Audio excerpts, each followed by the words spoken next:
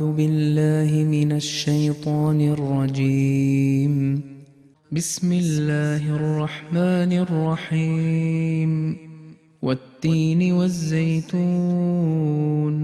وطور سينين وهذا البلد الأمين لقد خلقنا الإنسان في أحسن تقويم ثم رددناه أسفل سافلين إلا الذين آمنوا وعملوا الصالحات فلهم أجر غير ممنون.